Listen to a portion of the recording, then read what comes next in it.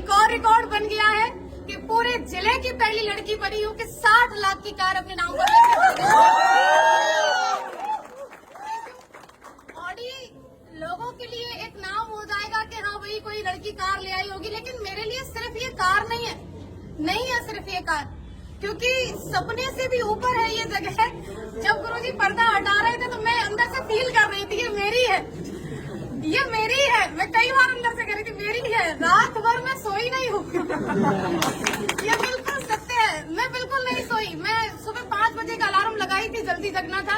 Alarm तो मुझे जगाया ही नहीं है, आज मैं अलार्म को जगाई। पूछ रही हूँ आप कहाँ पहुँचे। सारी चीजें आज अच्छी हैं, बढ़िया हैं। क्यों है? सिर्फ उसके पीछे एक कारण है, हमारी असली पीएस वेलनेस जैसी महान संस्था और इसके संस्थापक की एक नेक नियत, एक अच्छी सोच। हमारे CUNMD महागुरुजी मिस्टर संजीव कुमार सर, मैं कहूंगी अरे होंगी बहुत सारी ऑर्गेनाइजेशन जो कि काम करती होंगी डायरेक्ट सेलिंग में, लेकिन पूरी डायरेक्ट सेलिंग के अंदर एक असली पीएस वेलनेस और पूरे डायरेक्ट सेलर्स के लिए महानायक बनके खड़े हमारे CUNMD mister Sanjeev Kumar sir के लिए एक बार जोरदार। शायद कुछ संकोच होता इस कार को लाने में, लेकिन कोई संकोच नहीं हुआ क्योंकि वो वुमेन वेलफेयर फंड का 5 लाख एक्स्ट्रा गुरुजी दे दिया।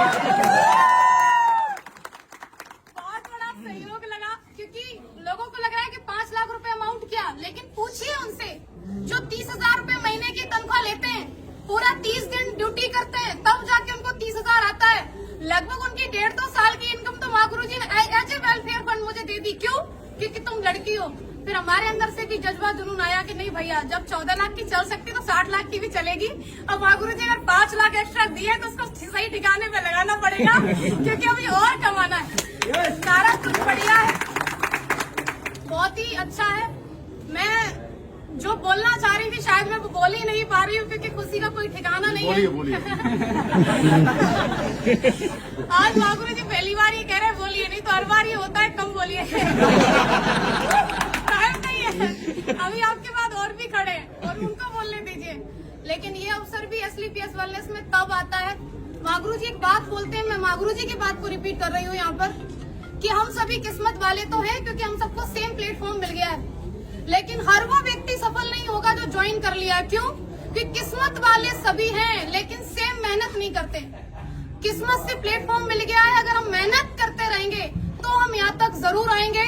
किस्मत वाले हम बन चुके हैं, अब बारी है मेहनत वाले बनने के लिए। तो क्या आप लोग तैयार हैं? अगर आप तैयार हैं तो मैं आपसे कहना चाहती हूँ कि यदि आपने असली पीएस जैसी महान संस्था को ज्वाइन कर ही लिया है, और स्पेशली मैं गर्ल से ये बात कहना चाहती हूँ कि यदि आप AWPL के अंदर ज्वाइन हो ही चुके हैं तो 3 से 4 साल तक आप मन लगा करके, एकाग्र होकर के, पापा कहें, मम्मी कहें, रिश्तेदार कहें, गांव वाले कहें, कोई फर्क नहीं, हमें वो करना है जो हमें दिखाई दे रहा है। क्यों?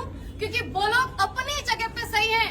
मेरे पापा ने कभी पढ़ाई के लिए नहीं रोका, मैं आपके सामने खड़ी हूँ। एक भाई एक बहन है, जिस स्कूल में मेरे भाई को पढ़ाया, आज मैं पहली बार ये बात बोल रही हूँ, जिस स्कूल में मेरे भाई पढ़े हैं, हम 2 प्राइवेट स्कूल में पढ़े हैं, बल्कि पिताजी किसान है। पिताजी गुंजाइश नहीं थी कि हमें बस से भेजें, लेकिन एक साथ पढ़ाया। हमेशा मेरे पिताजी एक बात बोला करते थे बचपन में कि तुम दोनों मेरे लिए बराबर हो, मेरे लिए ज्योति सौरभ दोनों बराबर हैं। आप मुझे बताइए, बेटी हर कोई नहीं चाहता, उसका कारण भी बेटियां बनती है ना, कि वो शादी के बाद बोलती है अब तो मैं यहाँ आ गई हूँ, अब तो मेरा यही परिवार है, अब तो जो मैं कमाऊंगी वहाँ देंगी। कौन बाप चाहेगा मेरे घर में बेटी पैदा हो? क्योंकि एक तो इसको पढ़ा लिखा के बड़ा करो, कमाने लायक बनाओ, और उसके बाद तो ये तो चली और ये वहाँ जाके कमा के देगी, कौन चाहेगा? लेकिन मुझे ऐसा लगता है कि हर उस बेटी को चाहेगा, हर एक बाप जो उसी के यहाँ पर कमाने लायक बने और उसको कमा करके भी दे और उसको ला करके खड़ा करे ऑडी के शोरूम में, पापा ये गाड़ी तो आप ही की है।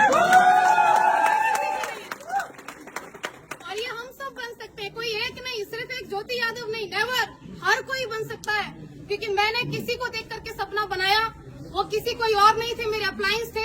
आपका भी किसी न किसी को देख करके सपना बन रहा हो, तो जब सपना बन ही रहा है उसे साकार करने के लिए हमारे पास एक ग्रेट प्लेटफॉर्म है ही है, ग्रेट मेंटरशिप है ही है। उसके बाद मैं उन लोगों से कहना चाह रही हूँ कि जो लोग आज असली पीएस में ज्वाइन है और कहीं न कहीं है, सुन तो रहे होंगे आप, ये बात तो क्लियर है, और जो अभी मन बना रहे हैं, आप लोग देखते बहुत हो, ये आपकी बहुत कमी है कि आप सिर्फ देखते ही रहते हो। अगर आप देख रहे हो तो मैं कहूंगी डिसीजन लीजिए, और अगर डिसीजन ले लिया है तो 3 से 4 साल तक मन लगा करके आप काम कीजिए। अगर आप 3 से 4 साल तक मन लगा के काम करती हैं, स्पेशली फॉर गर्ल्स, आपने ज्वाइन कर लिया है WPL को और आप 3 से 4 साल तक काम कर सकती हैं, तो आप भी शादी से पहले ऑडी लेके आ सकती हैं। Thank you. अगर हमें चाहिए तो हमें काम करना होगा, हमें यहाँ पर मन लगा के लगे रहना होगा। और आज मुझे अवसर मिला है मेरे अप्लायंस को भी सुनने का। मैंने बहुत बोल लिया तो शायद मैं सब कुछ नहीं कहने वाली थी, और मैं रियली थैंक्स करना चाहूंगी अगेन सभी मेंटर्स का, SLPS वेलनेस का, रिजल्ट ओरिएंटेड प्रोडक्ट का, क्योंकि अगर प्रोडक्ट इतने अच्छे नहीं होते तो मैं किसी को एक बार दे सकती थी लेकिन दोबारा कभी डिमांड नहीं होती। लेकिन प्रोडक्ट इतने यूनिक मैं दी एक को, लेकिन 10 से डिमांड आई, रिजल्ट की वजह से आई। और सबसे बड़ा धन्यवाद आप सभी लोगों का, क्योंकि आम दिन को आप सभी ने खास बना दिया अपनी मौजूदगी दर्ज करावा करके। क्योंकि लखनऊ के अंदर लास्ट में एक बात छूट रही थी गुरुजी, कह दूं क्या? मुसीबतें रियली में बहुत आती हैं। जो लोग मुसीबतों का पल्लू पकड़ के बैठे रहते हैं वो घर ही रहते हैं। जो लोग औरतों के लिए एक बात बोलते हैं कि अगर ऐसे ही हो तो चूड़ियां पहन के बैठ जाओ, उनके लिए मैं ये बात कहना चाहती हूँ, चूड़ियां सिर्फ औरतों के हाथ में नहीं होती। कई सारे मर्द जिनके हाथ में दिखती नहीं है लेकिन होती है। चूड़ियां किस बात की? चूड़ियां उनके परिवार के बंधन की बताते हैं, चूड़ियां उनके नाम की बताते हैं। अरे मेरी रेपुटेशन का काम नहीं, चूड़ियां उनकी नौकरी की बताते हैं। ये सब चूड़ियां हैं और क्या? आपको एक 50,000 की इनकम से कोई व्यक्ति 100 करोड़ का बिजनेस प्लान दे रहा है और आप कह रहे नहीं हमारे पास तो परेशानी है, हमारे पास तो मरने का टाइम नहीं है। हर जगह मुसीबत है। ये गाड़ी आपको क्या लग रहा है ऐसे ही आ गई? नहीं, लड़के होके गाड़ी ले आए। कैसे? मेरे साथ ही हुआ। मेरा लोन बिल्कुल क्लियर। बुजुर्ग है वो जिन्होंने मेरा लास्ट में आके कैंसिल किया, मैं बता रही हूँ आपको। गुरुजी अगली साल उनका रिटायरमेंट है, BOI में है वो। फाइल हमारी पहुंची, क्योंकि 50 लाख वाला जो वैसे ना वो दूसरी बैंक होती है वहाँ रेफर किया जाता है। उनका पहला सवाल, आपके पास पहले से गाड़ी है? हमने बोला हाँ। आपकी किस बराबर चल रही? बोले हाँ। सिविल कितनी है? 806 तक की मेरी सिविल थी। बोले ठीक है। दूसरी गाड़ी क्यों ले रही हो? उन्होंने ऐसे करके पूछा, दूसरी गाड़ी क्यों ले रही हो? तो मैंने बोला जरूरत है। तो बोले ऐसी क्या जरूरत है, मैनपुरी में रह के तुम्हें इतनी बड़ी गाड़ी की जरूरत क्या? अरे मैनपुरी में उनका ब्रांच, पैराडाइज स्कूल के सामने ब्रांच है बैंक ऑफ इंडिया का। तो अब सोच के देखो क्या उनका सवाल था? नहीं, सवाल था उनकी नौकरी का। अगली साल रिटायरमेंट है। उनके बारे में जान करके पता चला कि उनके बेटे की शादी में क्रेटा मिली है। अब बेटे की शादी में क्रेटा मिली है और ये लड़की जा रही है, बोली मेरा लोन क्लियर कर दो, हमको 60 लाख की कार चाहिए। छाती पे सांप नहीं रखेंगे। वहाँ से मुसीबत खत्म हुई। एक बढ़िया व्यक्ति मिले, उन्होंने सिविल की वजह से एक दिन के अंदर लोन किया। मैं कहूंगी बिल्कुल भी लोन किसी वजह से नहीं हुआ, एक दिन के अंदर लोन हुआ, सिविल की वजह से हुआ। फिर सबसे बड़ी मुसीबत हमारा मैनपुरी का नंबर, हमने नंबर ले लिया मैनपुरी का और हमारी गाड़ी आ रही है वहाँ से, दिल्ली से, मोती नगर से। माँ गुरु जी सारा कुछ फाइनल, फिर गाड़ी अटक गई। हमने बोला ये आना नहीं चाहती है क्या? 50,000 रूपए पूरे एक्स्ट्रा क्यों लगे? सिर्फ इस बात पे कि हमें फिर वहाँ से नहीं, उन्होंने बोला मैनपुरी में डिलीवरी नहीं दे सकते, आप एटा तक ले लो। हम क्यों ले लें एटा की गाड़ी? हम तो अपनी मैनपुरी की ले लें। मैनपुरी वाले तो मेन और मेन, आपको ऐसा लग रहा है कोई व्यक्ति सफल होके खड़ा है तो आसानी से खड़ा है, आपको समस्याएं आ रही उसको कोई नहीं आएंगी। भैया हर चीज में समस्या है, यहाँ तक कि पैसा होते हुए जब आप गाड़ी लेने को खड़े हो, आपकी मर्जी है, गाड़ी की मर्जी की मैं आ रही हूँ, बीच वाला बोला क्यों ले रहे हो?